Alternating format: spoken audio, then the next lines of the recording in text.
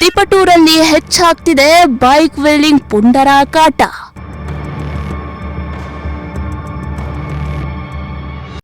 ರಾಷ್ಟ್ರೀಯ ಹೆದ್ದಾರಿ 206ರಲ್ಲಿ ವೀಲರ್ಗಳ ಪುಂಡಾಟ.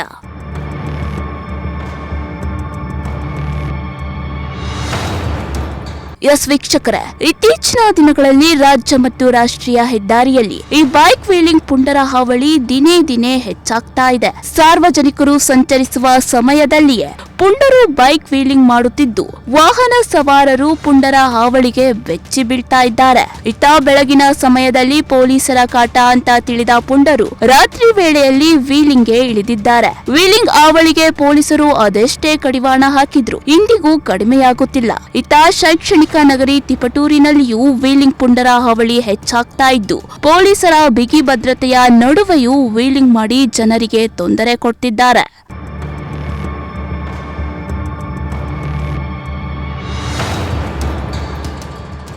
ಇನ್ನು ಪುಂಡರು ಬೆಳಗಿನ ಸಮಯವನ್ನ ಬಿಟ್ಟು ರಾತ್ರಿ ವೇಳೆಯಲ್ಲಿ ರಾಷ್ಟ್ರೀಯ ಹೆದ್ದಾರಿಯಲ್ಲಿ ಬೈಕ್ ವೀಲಿಂಗ್ ಮಾಡ್ತಾ ಇದ್ದಾರೆ. ತಿಪಟೂರಿನ ರಾಷ್ಟ್ರೀಯ ಹೆದ್ದಾರಿ 206ರಲ್ಲಿ ಬೈಕ್ ವೀಲಿಂಗ್ ಪುಂಡರು ಅಟ್ಟಹಾಸ ಮೆರೆಯುತ್ತಿದ್ದು, ಇಂತಹ ಬೈಕ್ ವೀಲ್ ಪುಂಡರಿಗೆ ಕಡಿವಾಣ ಹಾಕಬೇಕಿದೆ. ಇಲ್ಲವಾದಲ್ಲಿ ಅಪಘಾತಗಳು ಸಂಭವಿಸಿ ಸಾವು ನೋವು ಹೆಚ್ಚಾಗುವ ಸಾಧ್ಯತೆ ಹೆಚ್ಚಿದೆ. ದಿನೇ ದಿನೇ ತಿಪಟೂರು ಅಭಿವೃದ್ಧಿಯತ್ತ ದಾಪುಗಾಲನ್ನ ಹಿಡುತ್ತಿದೆ. ಇಂತಹ ಸಮಯದಲ್ಲಿ ಈ ಪುಂಡರ ಹಾವಳಿ ತಾಲೂಕಿಗೆ ಕೆಟ್ಟ ಹೆಸರನ್ನ ತರುತ್ತಿದೆ. ಇತ್ತ ನಗರದ ಗಾಂಧಿನಗರ ರಂಗಾಪುರ ರಸ್ತೆ, ದಸರಿಘಟ್ಟ ರಸ್ತೆ ಹಾಗೂ ರಾಷ್ಟ್ರೀಯ ಹೆದ್ದಾರಿ 206ರ ಬೈಪಾಸ್ ರಸ್ತೆಗಳಲ್ಲಿ ರಾತ್ರಿ ಹಗಲು ಎನ್ನದೆ ತಮಗೆ ಇಷ್ಟ ಬಂದಂತೆ ಬೈಕ್ ವೀಲಿಂಗ್ ಮಾಡ್ತಾ ಇದ್ದಾರೆ. ಸಾರ್ವಜನಿಕರು ಇಂತಹ ರಸ್ತೆಗಳಲ್ಲಿ ಓಡಾಡುವುದಕ್ಕೆ ಭಯಪಡುವಂತಹ ಪರಿಸ್ಥಿತಿ ನಿರ್ಮಾಣವಾಗಿದೆ.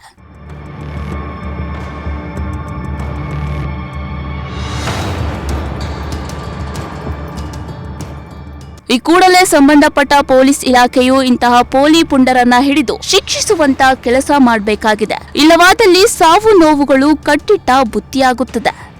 ಕಿರಣ್, ಪ್ರಜಾಶಕ್ತಿ ಟಿವಿ, ತಿಪಟೂರು.